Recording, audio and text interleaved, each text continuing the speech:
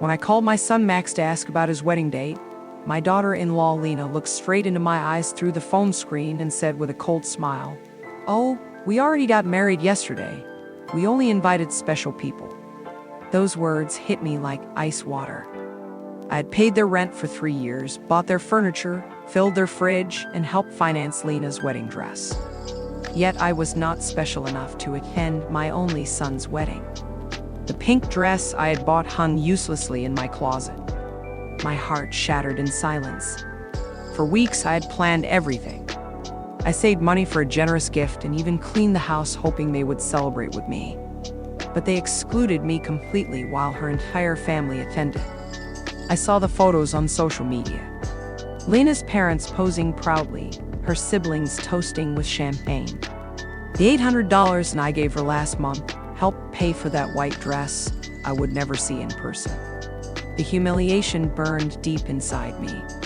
Exactly 1 week later, Lena called in a completely different tone. Her voice was now desperate.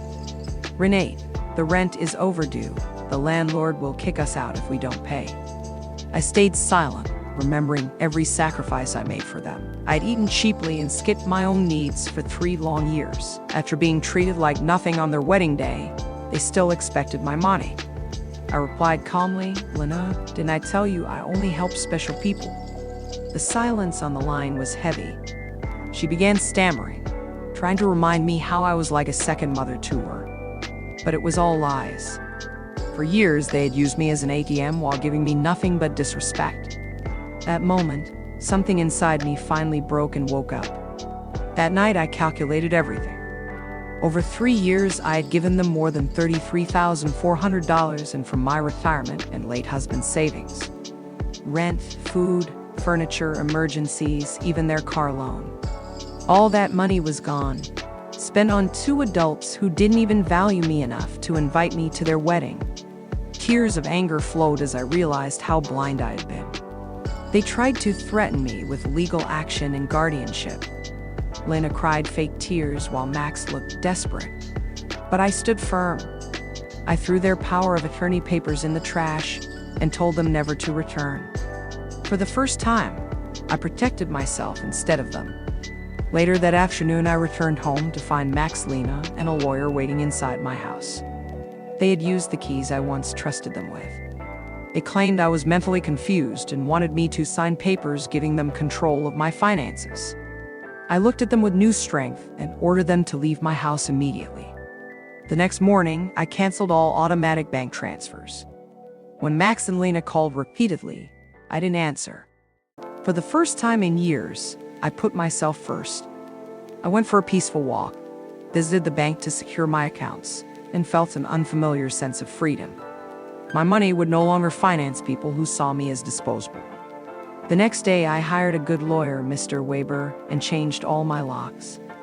I installed a security camera system and opened new bank accounts.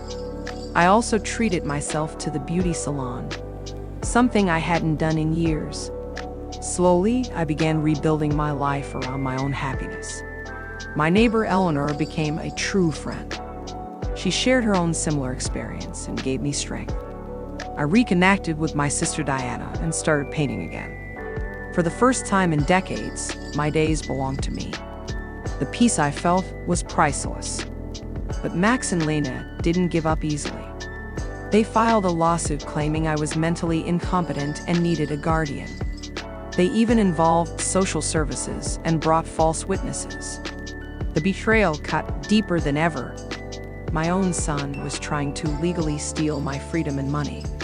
I fought back with full documentation, my lawyer, and strong witnesses. My pharmacist and friends testified for me. A respected psychiatrist confirmed I was completely competent. The court saw the truth. Their greed was exposed. On the day of the trial, I stood tall in court.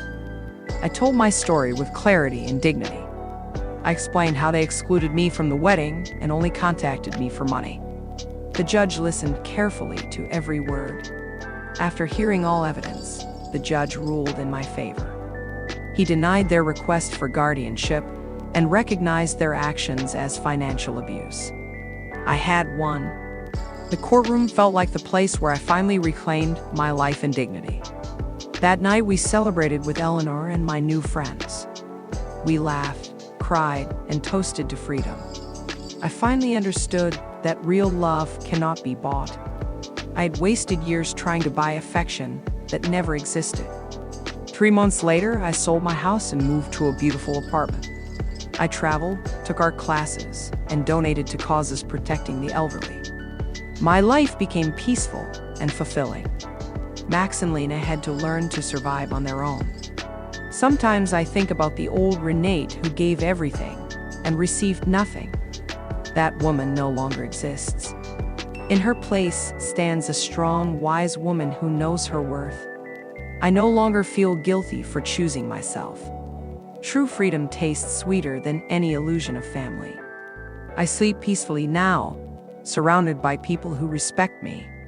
My money serves my dreams instead of their laziness. I've finally learned the most important lesson. If you enjoyed this story of a mother's awakening, please like and subscribe.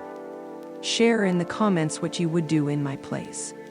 Where are you watching from? Thank you for your support. More powerful stories are waiting for you.